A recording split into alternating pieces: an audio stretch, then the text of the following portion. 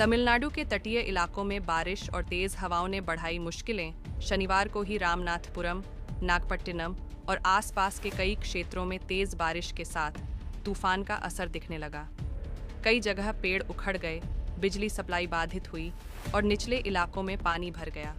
प्रशासन ने समुद्र किनारे बसे गांवों में अलर्ट जारी कर दिया है और लोगों को सुरक्षित जगहों पर पहुंचाया जा रहा है।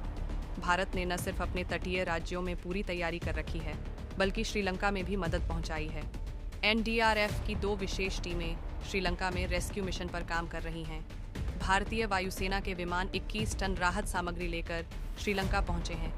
भारतीय हाई कमीशन ने कोलंबो एयरपोर्ट पर स्ट्रैंडेड भारतीयों के लिए इमरजेंसी हेल्प डेस्क भी तैयार किया। भारत में रविवार को श्रीलंका में भारी तबाही मचाने के बाद चक्रवात दितवाह का असर दिखेगा। दक्षिण भारत के तमिलनाडु, पुडुचेरी और दक्षिण आंध्र प्रदेश के तटीय इलाकों की तरफ साइक्लोन दितवाह तेजी से बढ़ रहा है।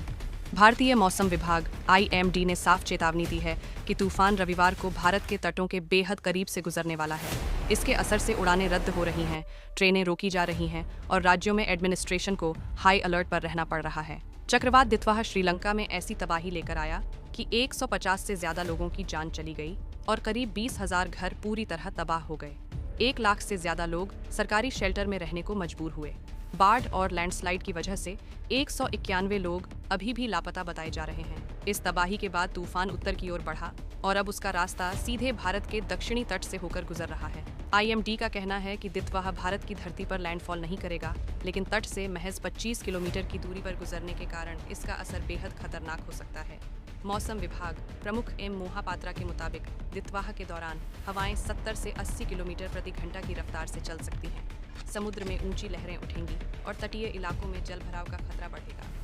मछुआरों को समुद्र में 25 किलोमीटर की दूरी पर गुजरने के कारण इसका असर बेहद खतरनाक हो सकता है। मौसम विभाग प्रमुख एम मोहापात्रा के मुताबिक दितवाह के दौरान हवाएं 70 से 80 किलोमीटर प्रति घंटा की रफ्तार से चल सकती हैं। समुद्र में ऊंची लहरें उठेंगी और तटीय इलाकों में जल भराव का खतरा बढ़ेगा। मछुआरों को समुद्र में 25 किलोमीटर की दूरी पर गुजरने के कारण इसका असर बेहद खतरनाक हो सकता है। मौसम विभाग प्रमुख एम मोहापात्रा के मुताबिक दितवाह के दौरान हवाएं 70 से 80 किलोमीटर प्रति घंटा की रफ्तार से चल सकती हैं। समुद्र में ऊंची लहरें उठेंगी और तटीय इलाकों में जल भराव का खतरा बढ़ेगा। मछुआरों को समुद्र में 25 किलोमीटर की दूरी पर गुजरने के कारण इसका असर बेहद खतरनाक हो सकता है। मौसम विभाग प्रमुख एम मोहापात्रा के मुताबिक दितवाह के दौरान हवाएं 70 से 80 किलोमीटर प्रति घंटा की रफ्तार से चल सकती हैं। समुद्र में ऊंची लहरें उठेंगी और तटीय इलाकों में जल भराव का खतरा बढ़ेगा। मछुआरों को समुद्र में 25 किलोमीटर की दूरी पर गुजरने के कारण इसका असर बेहद खतरनाक हो सकता है।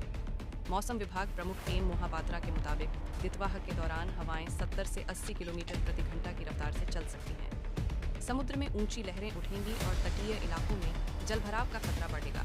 मछुआरों को समुद्र में 25 किलोमीटर की दूरी पर गुजरने के कारण इसका असर बेहद खतरनाक हो सकता है। मौसम विभाग प्रमुख एम मोहापात्रा के मुताबिक दितवाह के दौरान हवाएं 70 से 80 किलोमीटर प्रति घंटा की